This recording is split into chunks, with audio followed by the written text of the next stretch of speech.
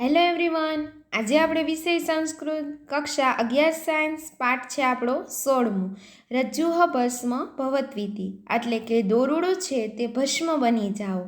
તો સૌપ્રથમ વિદ્યાર્થી મિત્રો આપણે પ્રસ્તાવના જોશું. પ્રસ્તાવનાની અંદર કહે છે કે સંસ્કૃત સાહિત્યની અંદર પ્રાણીઓને પાત્ર બનાવીને અનેક નીતિ કથાઓ રચવામાં આવી છે. આ નીતિકથાઓ ક્યારેક કોઈ ગ્રંથના રૂપમાં સંગ્રહિત થઈ છે તો ક્યારેક લોકમુખે રહીને સુરક્ષિત રહી છે. આવી કથાઓ કણોકણ આપણા સુધી પહોંચી છે. હવે બધા વિદ્યાર્થી મિત્રોને ખ્યાલ હોય તો આપણે સ્કૂલની અંદર એક ટેલિફોનિક ગેમ નામની રમતા.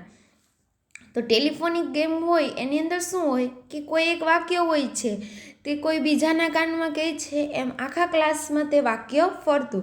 તો છેલ્લે સુધી જ્યારે પહોંચે ત્યારે શું બને છે, આખું વાક્ય જ પલટી જાય છે. પણ અહીંયા શું બને છે કે પહેલાંના સમયના જે લોકો છે તે આખી કથા કોઈ બીજા લોકોને કહેતા, તો એની અંદર વાત ભળતી નહીં. જેવી આપણી કથા કીધેલી હોય એવી જ કથા બીજા સુધી પહોંચતી. એટલે કે આવી જે કથાઓ છે તે કણોકણ આપણા સુધી પહોંચી છે. આ પ્રકારની કથાઓ એક બાજુ તો માનવ સમાજનું ઘડતર કર્યું છે, તો બીજી બાજુ શું બને છે, શિષ્યોપદેશ માટે વિદ્વત સમુદાયને નવી નવી કથાઓ વિચારવાની પ્રેરણા કરવાનું કાર્ય પણ કર્યું છે. હવે આવી કથાઓ આપણે સાંભળીએ તો આપણે શું બને છે, તો માનવ સમાજનું એટલે કે આપણું ઘડતર થઈ શકે છે કે હા આવું પણ બની શકે, તો આપણે પણ આમ કરી શકીએ. આ રીતે આપણું ઘડતર થાય છે. બીજી બાજુ શું થાય છે, તો કે જે બાળકો છે એમને નવી નવી કથાઓ વિચારવાની પ્રેરણા મળે છે. આ કારણે આજે નવી નવી ઉપદેશાત્મક કથાઓ સંસ્કૃતની અંદર રચવામાં આવી છે. કથા સંરચનાની આ પ્રવૃત્તિમાં જેમ વિવિધ પ્રાણીઓની પસંદગી કરવામાં આવી છે, તેવી જ રીતે ભોજ અને કાલિદાસે આ બે પાત્રોને કાલ્પનિક સંવાદોને કેન્દ્રમાં રાખીને કેટલીક કથાઓ રચી છે. હવે આપણને બધાને ખ્યાલ હોય તો પહેલાંના સમયની અંદર ભોજ અને કાલિદાસ, અકબર અને બિરબલ, આ બધાની કથાઓ છે તે એકદમ ચર્ચિત હતી. આ બધા લોકો પ્રાણીઓને પાત્ર બનાવીને પણ ઘણી બધી જાત જાતની કથાઓ રચતા. હવે તમને એ તો ખ્યાલ જ હશે કે પંચતંત્રની વાર્તા. હવે પંચતંત્રની વાર્તાની અંદર બધા પ્રાણીઓની જ કથા હોય છે, પણ પ્રાણીઓને પાત્ર બનાવીને માનવ સમાજને ઘણું બધું સમજાવી જાય છે. એવી આખી સ્ટોરી બનાવેલી હોય છે. તો એમાં મેન છે આપણા ભોજ અને કાલિદાસ. ભોજ અને કાલિદાસે તો ઘણી બધી કથાઓ જ છે તે રચેલી છે. હવે આપણે જોઈએ તો કે કોઈક વસ્તુનું નિર્માણ કરવાનું હોય ત્યારે મોટાભાગના લોકો શું કરે છે, તો કે પરંપરાગત પદાર્થો અને પદ્ધતિને ધ્યાનમાં રાખીને પ્રવૃત્ત થાય છે. પરંતુ આ રીતે સર્વત્ર સફળતા મળે જ એવું શક્ય છે નહીં. આવી સ્થિતિમાં પરંપરાથી વિપરીત પદ્ધતિનો પણ ક્યારેક આપણે આશ્રય લેવાનો છે. આ વિચારને કેન્દ્રમાં રાખીને ભોજ અને કાલિદાસની આ સંવાદાત્મક કથાનું ગ્રંથન કર્યું છે. હવે જે રાજા ભોજ છે તે શું કરે છે, તો કે ભસ્મમાંથી રજ્જુ બનાવવાનું કહે છે. હવે આપણા પાઠ જ કંઈક આવો છે કે આ જે ભસ્મ છે એને શું કરવાનું કહે છે, તો કે દોરડું. હવે આપણે કોઈ રાખ હોય એમાંથી આપણે દોરડું બનાવી શકીએ, એની આખી સ્ટોરી છે. હવે આ તમે રાખ જ જોઈ લો તો આ તમને કેના જેવું લાગે, આમ લોટ જેવું જ લાગે. તો હવે આ જે લોટ જેવું લાગે છે રાખ.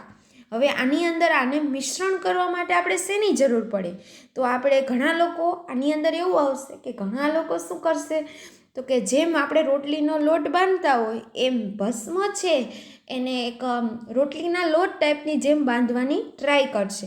ઘણા લોકો આવો જ વિચારે છે, પણ આપણા જે કાલિદાસ છે તે કંઈક અલગ જ વિચારે છે અને તે કાલિદાસ છેવટે આ કાર્ય કરી પણ બતાવે છે.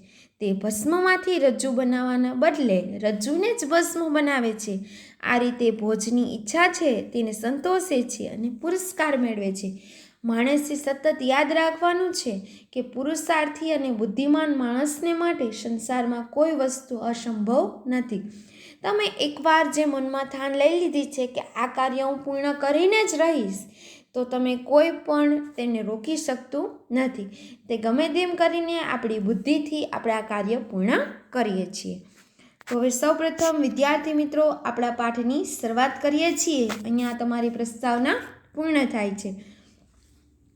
તો સૌપ્રથમ શબ્દ છે એકદા એટલે કે એકવાર, જનસભાયા એટલે કે લોકસભામાં પણ થાય અને જનસભામાં પણ કહી શકો. પછી ભોજેન એટલે કે ભોજે, ઉદ્ઘોષિતમ એટલે કે જાહેર કર્યું.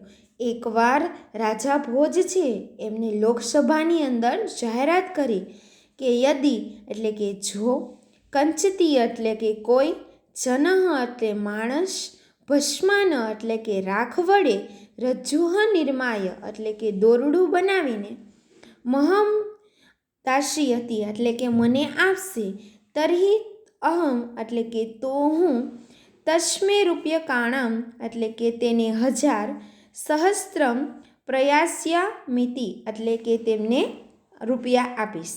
હવે જે રાજા ભોજ છે તે શું કહે છે? એકવાર એને રાજસભાની અંદર જાહેરાત કરી કે જો કોઈ માણસ મને રાખ વડે દોરડું બનાવીને આપશે તો હું તેને 1000 રૂપિયા આપીશ. એટલે રાજસભાની અંદર જેટલા બધા લોકો હતા એ બધાના મનમાં થોડીક આમ લાલચ ટાઈપનું આવી ગયું કે આપણે ખાલી એક મામૂલી સી ભસ્મની અંદરથી શું બનાવવાનું છે? તો કે દોરડું બનાવવાનું છે. આ તો આપણે આસાનીથી બનાવી શકશું. એટલા માટે બધા લોકો શું કરવા માંડ્યા છે? તેનો પ્રયત્ન કરશે, કારણ કે એને 1000 રૂપિયા આવવાના છે એટલા માટે.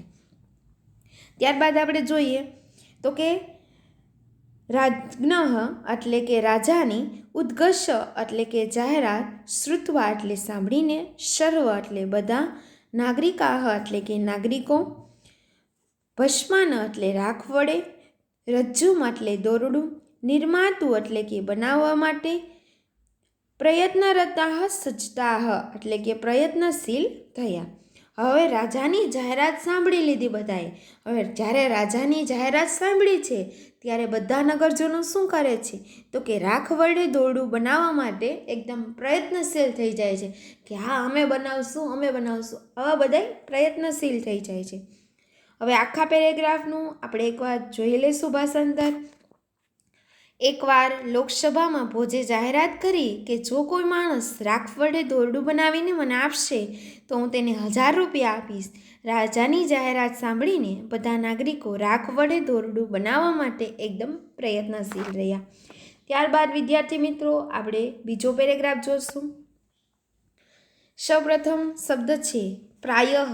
પ્રાયઃ એટલે કે મોટે ભાગે, સર્વેષામ એટલે સર્વ, જનાનમાયઃ એટલે કે માણસોને આ, અનુભવ એટલે કે અનુભવ, વર્તતે એટલે કે હોય છે.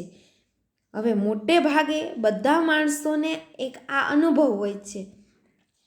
યતઃ એટલે કે કસ્યચિત એટલે કે કોઈ પણ, પદાર્થયસ્ય એટલે કે વસ્તુ, નિર્માણાય એટલે કે બનાવવા માટે, પદાર્થો એટલે કે પદાર્થો, પદ્ધતિ જ્ઞાનમ એટલે કે પદ્ધતિ જ્ઞાન, પુરુષાર્થ સ્વેચ્છિતિ એટલે કે પુરુષાર્થ એમ, વસ્ત્રતયમ એટલે કે 3 વસ્તુઓ, અપેક્ષિતમ ભવતી એટલે કે જરૂરી હોય છે. હવે આની અંદર શું કીધું છે કે આપણે એક સામાન્ય એવો રોટલીનો લોટ બાંધવો છે તો એના માટે શેની જરૂર પડે છે? તો એક વાસણની જરૂર પડે, પછી આપણે પાણીની જરૂર પડે, લોટની જરૂર પડે, તેલની જરૂર પડે. આ બધી વસ્તુઓની જરૂર પડે એટલે કે આ બધા પદાર્થોની. એવી જ રીતે આની અંદર એવું કહેવામાં આવ્યું છે કે આપણે કોઈ વસ્તુનું નિર્માણ કરવું છે. નિર્માણ એટલે કે તમને એક સામાન્ય એવું ભસ્મમાંથી તમને દોરડું બનાવવાનું કીધું છે. એટલા માટે બધી વસ્તુઓની આવશ્યકતા પડે. તો બધા લોકો શું કરવા માંડ્યા છે? તો એ બધી વસ્તુઓ ભેગી કરવા માંડ્યા છે એવું કહેવામાં આવ્યું છે. પછી કહે છે યદિ એટલે કે જો, કારણભૂતાઃ એટલે કે કારણરૂપ બનેલા, પદાર્થાઃ એટલે કે પદાર્થો, ન સંતિ એટલે કે ન હોય, કસ્યાપી એટલે કે કોઈ પણ, નવીનસ્ય પદાર્થસ્ય એટલે કે નવા પદાર્થોને, નિર્માણમ કરતું એટલે કે નિર્માણ કરવાનું, ન શક્યતે એટલે શક્ય થતું નથી. હવે તમારી પાસે આપણી પાસે જેટલી વસ્તુઓ હોય તેટલામાંથી જ બનાવવાનું હોય તો તમે કોઈ નવી વસ્તુઓનું આપણે અહીંયા નિર્માણ કરી શકતા નથી. ત્યારબાદ આવશે કારણભૂતેષુ એટલે કે કારણરૂપ, પદાર્થેષુ એટલે કે બનેલા પદાર્થો, અપી એટલે કે હોવા છતાં પણ, યદિ એટલે જો, નિર્માણસ્ય એટલે કે બનાવવાની, પદ્ધતિઃ એટલે પદ્ધતિ, નાવગતાઃ એટલે કે આવડતી ન હોય, તદાપી એટલે કે ત્યારે પણ, પદાર્થસ્ય એટલે કે વસ્તુને, નિર્માણમ એટલે કે બનાવવામાં, કર્તુમ ન પારયમઃ એટલે કે સફળ થતા નથી. હવે આપણને જે કોઈ વ્યક્તિ છે એમને કોઈ વસ્તુ આપણને બનાવવાની કીધી છે, પણ આપણને બધી વસ્તુઓ ખબર છે કે આ રીતે કરીએ તો આપણે થઈ શકે છે, પરંતુ આપણે ખબર જ છે બધી વસ્તુ કે આમ જ બનાવાય, તો પણ આપણે બનાવી શકતા નથી. ઘણીવાર આપણે શું બને છે તો કે ક્યારેક આપણે આમ નવીન વસ્તુ બનાવવાની ટ્રાય કરીએ તો આપણે શું કરીએ, બધા યુટ્યુબમાં સર્ચ મારી પછી સ્ટોર ઉપરથી આપણે લેવા જોઈએ, આવું બધું કાર્ય કરીએ છીએ, પણ પરફેક્ટ એના ટાઈપની જ વસ્તુ બને એવું જરૂરી છે નહીં.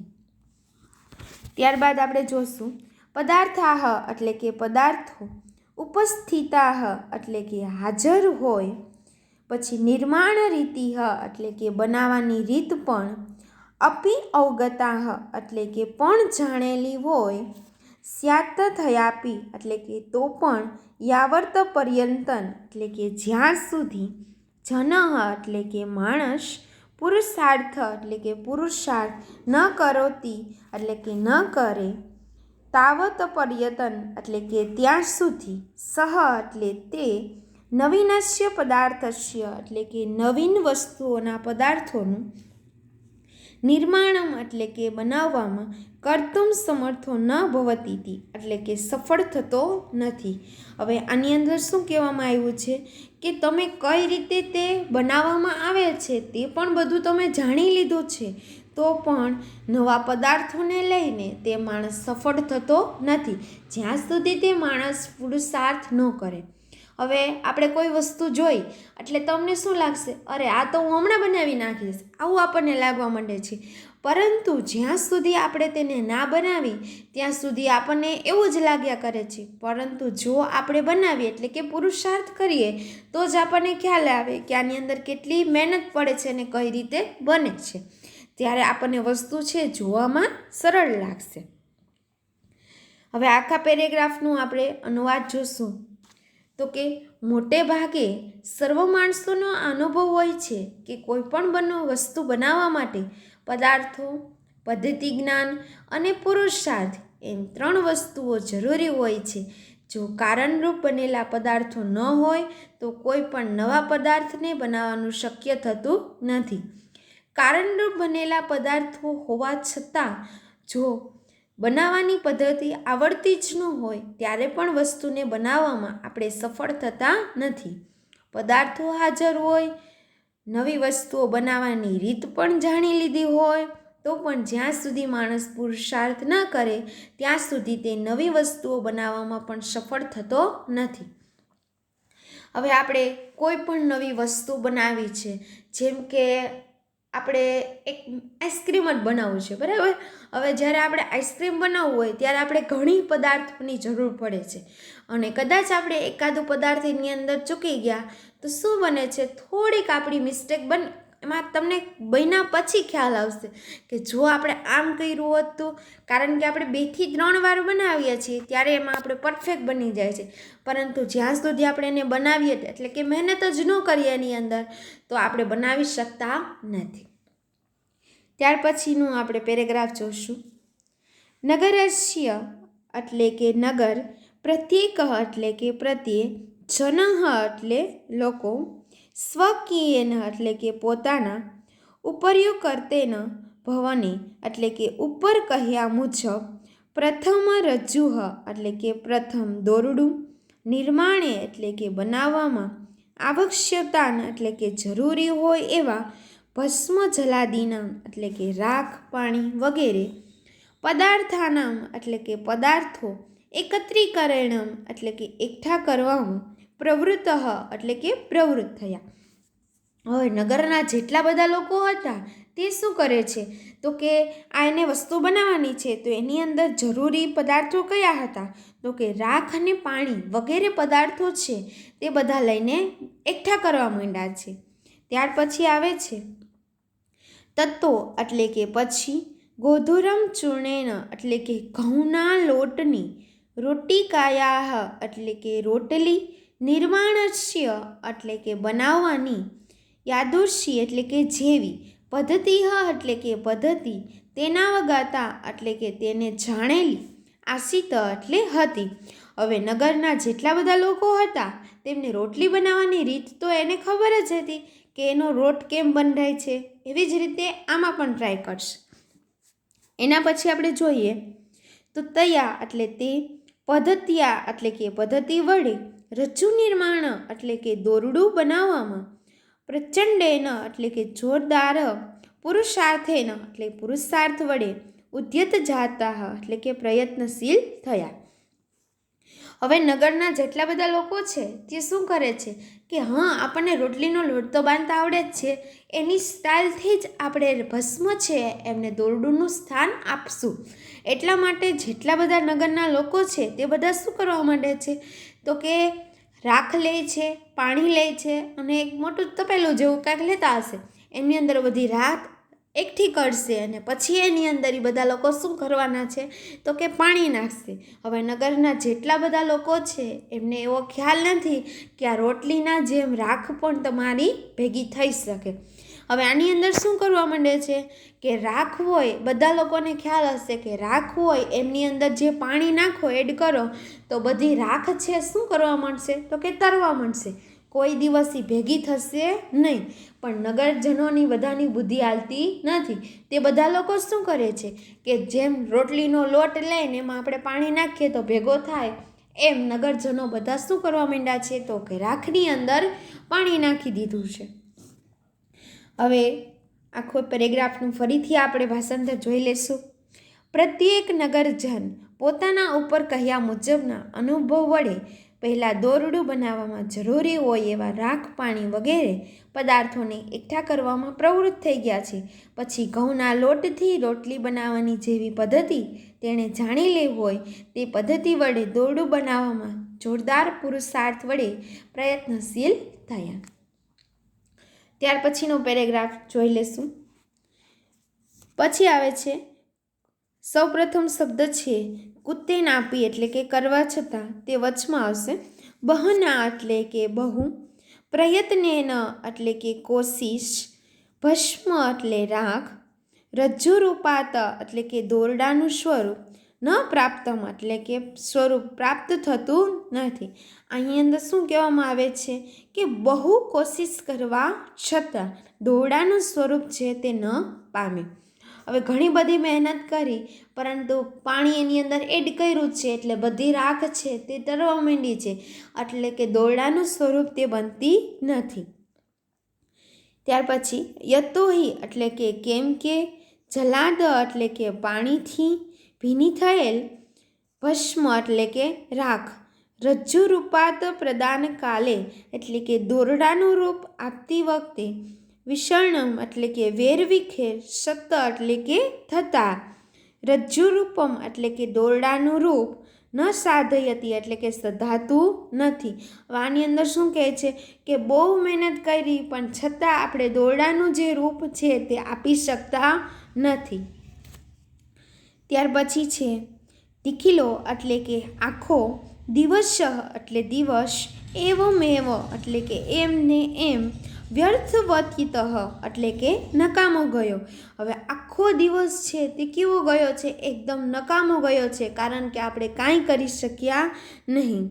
પરિણામતઃ એટલે કે ફળ સ્વરૂપે, ભસ્માન એટલે કે રાખથી, પ્રણીતામ એટલે કે બનાવવામાં આવેલું, રજ્જુમ એટલે કે દોરડું, અવલોકયિત કામ એટલે કે જોવાની ઈચ્છાવાળો, રાજા એટલે કે રાજા, નૈરાશ્યમ ભવત એટલે કે હતાશાને પામ્યો.